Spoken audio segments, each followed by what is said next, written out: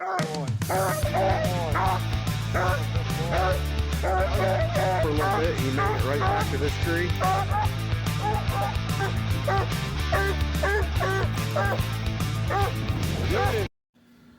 What's up, everybody? Welcome to another video. What we're going to do is we're going to go over the things that you need to start coon hunting.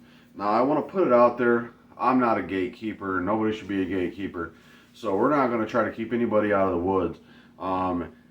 Basically, if you want to get into coon hunting, just find you somebody with a dog and you can go with them. You ain't even need nothing besides somebody who goes, and you can go and tag along. Some guys prefer to have company. Some guys love having company in the woods. So reach out, get in a Facebook group, ask anybody if they want you to, if you could go with them and tag along and just watch and spectate and participate. And that's a real good foot to step in the door to go ahead and start getting in the woods and coon hunting.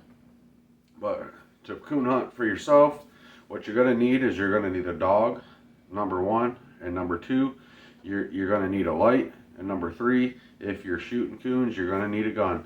So them are the three key things that you need to get in the woods. You don't need big fancy stuff. You don't need a big fancy truck and a dog box. I mean, when I was a kid, even now, I still hunt out of a car. I'll hunt out of a car. I'll hunt on an SUV.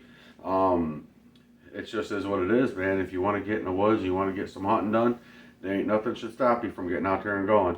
So right off rip, them are the three things that you need that are the basic needs. But we're going to go ahead and we're going to talk about how we can better our experience in the woods. So first off, when you buy coon hunting gear, you want to make sure that you're buying gear that's made for the woods, gear that is hardy and going to last you a long time. So I always recommend grabbing some of these nylon collars. I believe that's what they're made of. I don't know, but these are the toughest collars I've ever came across. I've had collars, some of them for 10 years, but this isn't exactly the collar. It would be the one that matches this leash, but the ones with the circle, they have a circle metal ring on them, and them are the best ones because it's so easy and convenient to clip and unclip a dog when it has that circle ring in there. You're not searching around for this little bitty tiny thing. You got a big circle, a big metal circle here that you clip on and clip off. Them are the most convenient things you can have as far as a collar for your dog. Next, you're going to grab same type of material. You can grab matching colors, different colors. Some have reflective strips, same with the collars.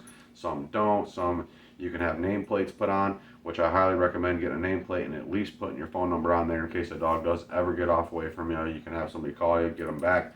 But these these leashes, these are not going to tear up. Your dog ain't going to break these. These are heavy duty stuff. Same thing with the collar. And these have all the things on them that you need to be in the woods with the dog. And that's the slip ring. It's got the handle for you to carry it. Two different clips for your leash. And then also a lot of times you can get these with split leads on them, so you can run more than one dog on your leash.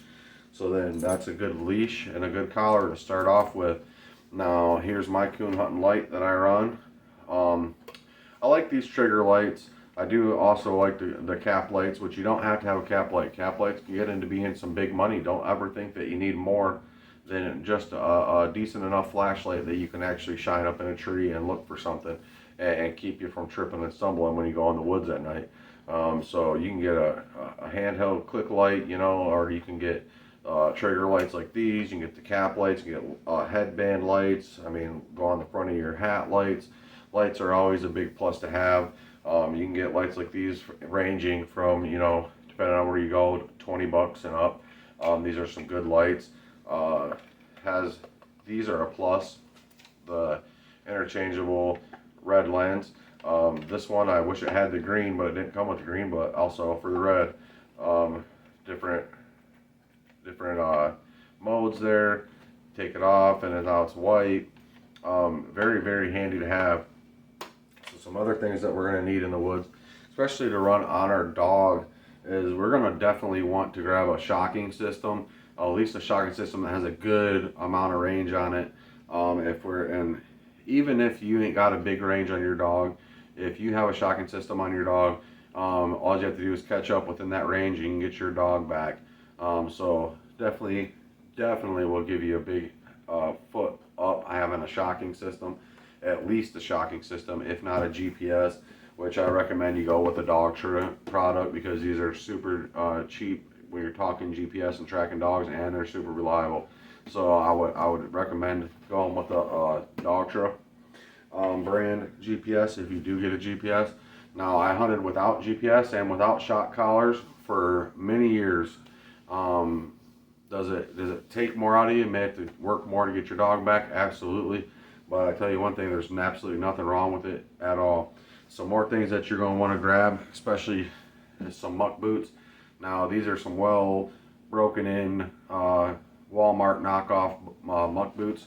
But I tell you right now, these have saved countless pairs of shoes and socks, because when we get out there and we get in them woods and the muck's deep, or you fall into a sinkhole, or you have to walk through some water, or you get, you know, the dogs run up into some real nasty stuff, and you have to get out there and get in it and get in the thick of it to get your dogs back, you're definitely going to want some protection on your feet to keep your feet from getting wet. You can get them insulated, not insulation. I mean, at least grab some rain boots that come up. You can get them at Walmart for really cheap. Just get you some rain boots.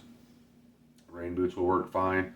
Not so hot in the wintertime, but rain boots will get you by for sure. Another thing that a lot of guys look over is a bag.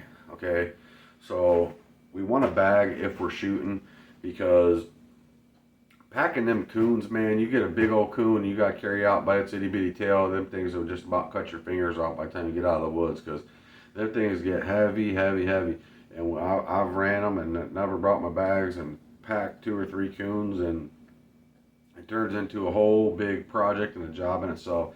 Now, if you do a lot of solo hunting like I do, it's just me and it's just one dog.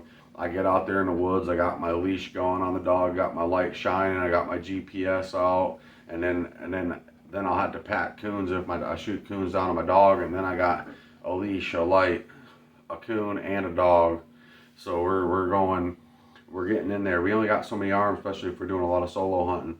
Definitely want to find you a buddy to get out there in the woods and go with you. I think out of all that stuff right there, the most important thing that you're going to need, especially if you're shooting, is going to be a gun. We're going to run with a 22 long rifle. You can run it scoped, not scoped. I've always ran mine scoped, because once you can get that gun up there with the light shining, you can see the eyes right through your scope, and you can get them knocked down. I just always prefer to run a scope. I know a lot of guys that run iron sights, but yeah, get at least a 22 long rifle, and it doesn't matter if it's single, semi-auto, doesn't matter the action type. Just get a hold of you a nice little 22, and you can drop coons down, and then we'll start on our way in our adventure and going into coon hunting. Now, some things that a lot of guys can't do without is going to be their dog box.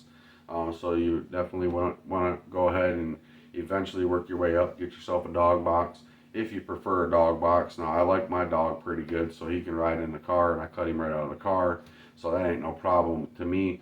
I don't really necessarily need a dog box. So there's my video, guys. Shout out to y'all for coming in. If you're just starting looking into coon hunting, welcome to the sport. I hope you guys get out there and you find you some good friends and some good people. Find you a good dog, or at least a good puppy, and start training on them dogs. And let's keep them in the woods, and let's keep them treed, boys. Thanks for stopping in.